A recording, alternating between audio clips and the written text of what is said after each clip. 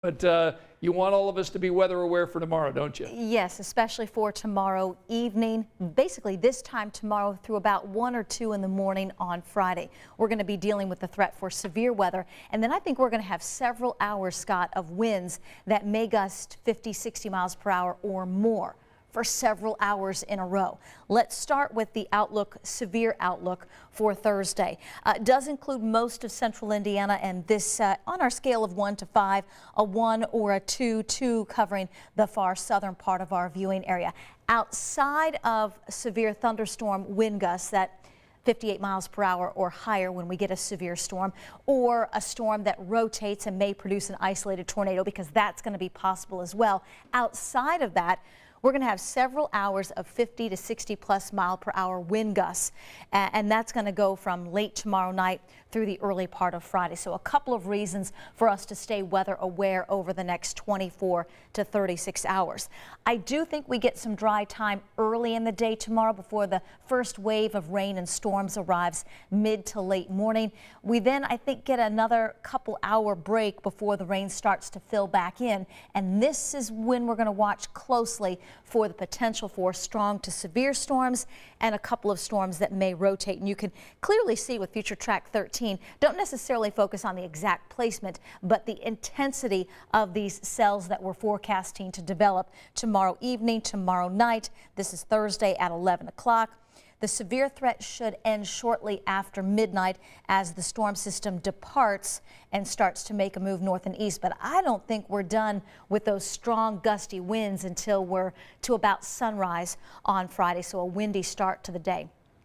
Modes of severe weather, at least the biggest threats in play tomorrow, damaging winds and the potential that a couple of storms may rotate and produce isolated tornadoes. So those are the biggest threats, and that comes with wave 2, say from about 7 o'clock tomorrow night through 1 or 2 in the morning on Friday. So an active day of weather for us, not to mention the severe threat, the gusty winds, but we could easily pick up an inch or more of rain, and that could quickly lead to some standing water too. Okay, it'll be a good night to get our live Doppler 13 weather app on our phone and be ready to go tomorrow when the weather comes in. Yeah. Our Facebook friends beginning to check in with us tonight. Wendy saying hi, good to hear from you both tonight. Wendy, thank you for joining us. Teresa joining us here in Indianapolis. Dan says, hi, Scott and Angela. We've got Liz saying, well, this sounds fun. She sounds like my mom. My mom texted. She's like, I like your blue dress. I do not like the weather you have coming tomorrow. But does like the blue dress. Diana checking in from Gas City. Monica's joining us tonight from Lafayette. Rachel joining us saying, hello, Scott and Angela. I've missed seeing this for a few days. So, Rachel, we're glad you're with us. Welcome back. And Brian checking in from New Pal. So we got lots of Facebook friends joining us tonight. We're going to go ahead and come back to you just in a little bit, Angela, but we do want to bring in Lauren tonight, friend of the show. We hope that we're going to get a look at Milo coming up in a minute, but first we do want to talk about the big story of the night, and that's the governor's news conference today and this announcement that the Indianapolis Motor Speedway, which held that wildly successful mass vaccination clinic earlier the last couple of weeks, is now going to host several more. Tell us about that. Exactly. Scott, we're talking about 96,000 Hoosiers being vaccinated in 16 days. And they're separating it out into 3 different clinics that will take place in April. So all this ahead of the month of May, which I know was so exciting with the race coming up. But how it's going to work is it's kind of similar to the other clinic where they're going to have people enter through gate 2 on 16th Street and go through there. And, you know, just like last time, it's going to be really quick. But one thing to mention is that appointments right now are only available to those that are 40 and older. And I know the governor has been talking about how they're going to expand eligibility, but that's not going to happen until March 31st. So all those that are 16 and older, you're going to have to wait a little bit longer, and fingers crossed that appointment's available, because I know I want to sign up really bad. And also important to note is that at the track, they're going to be giving out the J&J vaccine, so the Johnson & Johnson vaccine. And the FDA did approve it only for those 18 and older. So for those that are 16 or 17 after March 31st, they can get the Moderna or Pfizer vaccine at a different facility, but not at the track. But again, Scott, 96,000 people being vaccinated in 1 month. It's just incredible to think about. Yeah, and certainly IMS is a terrific venue out there, and everybody out there has done a terrific job with the first clinic. So it makes sense that IMS would be a perfect venue to go ahead and do mass vaccinations. Again, tell our viewers who are, again, because here in Indiana beginning next week, it'll be Hoosiers 16 and up that are eligible to get a COVID vaccine. How do they go ahead and find out about the vaccine? Where do they sign up? Exactly. So you can call 211 if you want to, or if you have internet access, or even on your phone, you can go to ourshot.in.gov. And that will give you all the information. And of course, I know we have it on our website. That's what I've been going to when I need information, and we have a link right to it. And we also have a link, all the dates in April. It's April 1st to the 3rd is the first clinic, but we have all the other dates on our website at WTHR.com. Okay, how is Milo doing, by the way? Let's see. I got the treats out because last time he ran away, if you remember. So let me see. His friend Murphy's also here, so he asked if he could be on. So let's see. Come here, so guys. Murphy and Milo are hanging out together. Oh, at your now house. they're being shy. Let's see. Let me get Milo first. Hold on. Let's see here. Here's Mr. Milo. Oh, there's Milo. One of the cutest dogs I've ever seen right there. Hi, Milo. Right. So he's getting bigger. I'll show you his friend really quick, Mr. Murph. Yep. Oh, he's even bigger. Here's Murphy. Oh, what a cute dog. You say his name is Murphy? Murphy, and he's an Australian Shepherd. Cute dog. I love the coloring. Yeah, he's cute. He kind of And looks friendly, like a too. cow. All right, so Lauren's got her hands full with Murphy and Milo. It's great to see you. We'll be watching your story tonight on 13 News at 11 o'clock. Great seeing you, my friend. Bye, Scott. All right, there's Lauren.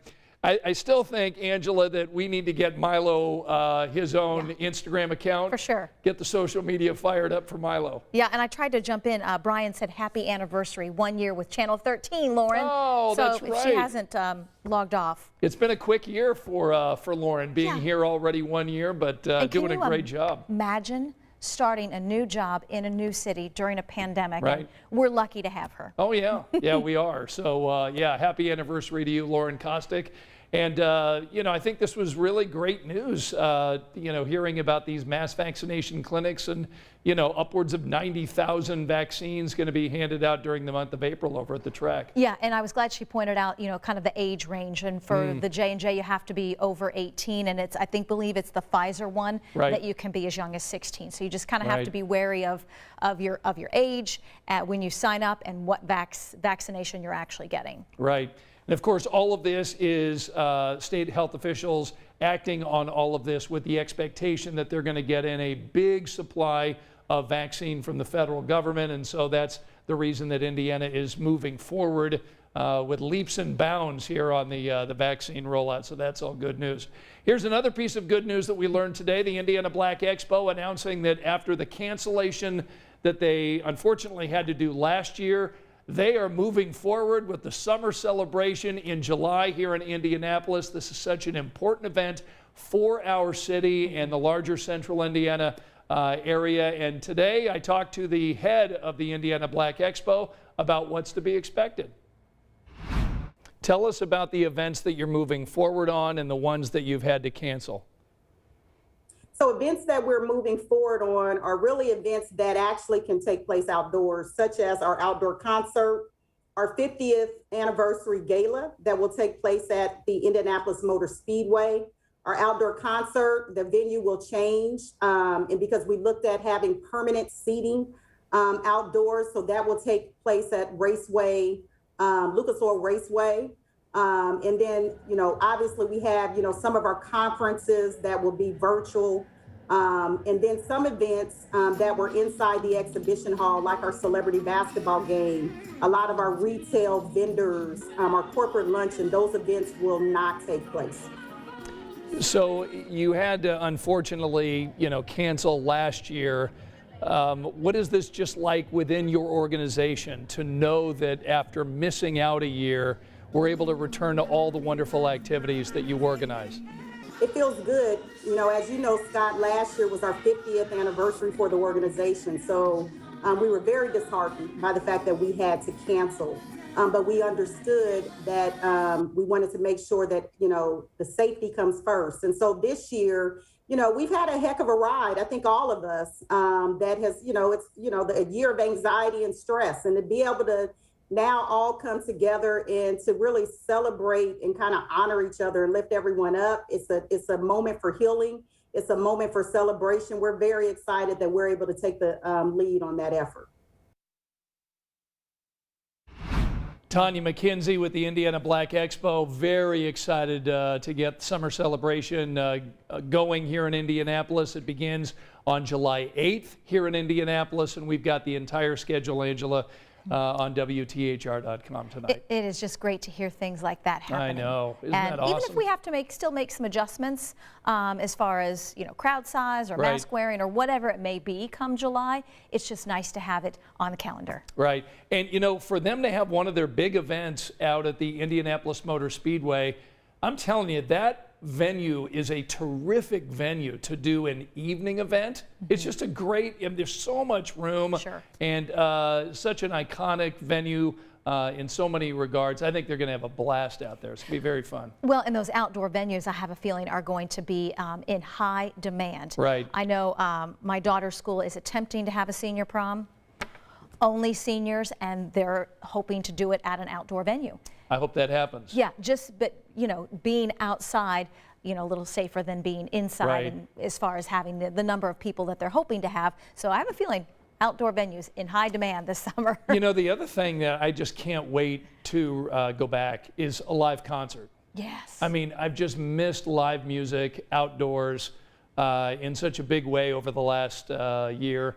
I'm so hoping that we get back here soon to an idea where bands are touring again and that we can get to see live music. Yes, I agree. I did see somebody share something about the Rathskeller trying to come to some sort of plan Right. that they can host an appropriate amount of people moving forward after the mask mandate is lifted, and do it safely and perhaps have some live music. Yeah, good. So I saw that Bernie Egan joined us tonight to say that he was excited about the Pacers winning. Our friend Bernie.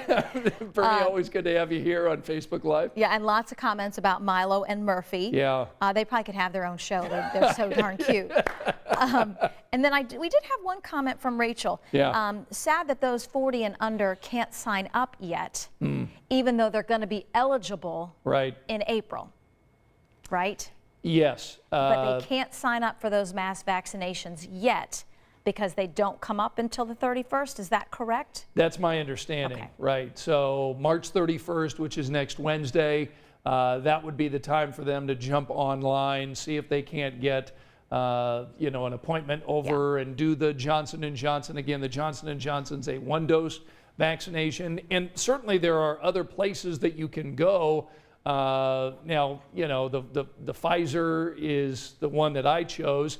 That's 2-shot. You've got the Moderna that's out there. So lots of other places to explore if the IMS appointments don't work into your schedule. But that was a well-oiled machine Oh, out it there. was. Wow. Yeah. To get as many vaccinated as they did, and now to have another wave or round of available vaccine to do the same is great. Right. So again, give, in case anybody is just joining us, a little bit of a preview of what you're going to be talking about weather-wise tonight at 11. I know it's so hard to believe after sunshine and 72 today, but it is March. Spring storms, yes, we get them, and tomorrow's going to be a day that you're going to want to stay weather aware. We get a complex of rain and storms mid-morning that will linger into early afternoon. I think you get a few dry hours on either side of that. Right. And then Scott will be concerned with tomorrow night, especially into early Friday, for the threat for severe weather. And then I think it's going to be howling as far as winds go. So sustained winds, 30+ wind gusts that will go 50 to 60+, and that could go on for 4 to 6 hours nonstop late tomorrow night, early Friday. How unusual is it for us to get severe weather at night?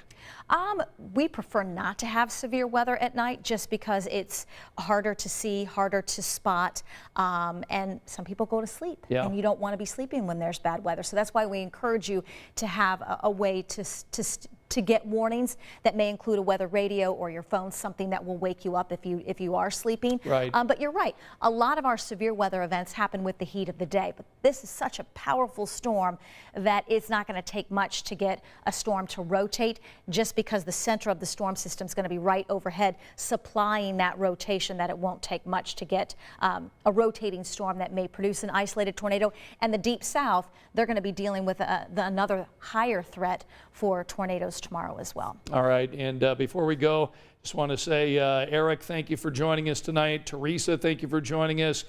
Philip and Rodney joining us tonight. Latoya joining us tonight, and Janice. Thank you all so much for joining us every weeknight, 10 o'clock, right here on the Facebook page. Angela and I will see you again tonight on 13 News at 11. Thanks for joining us here on Facebook.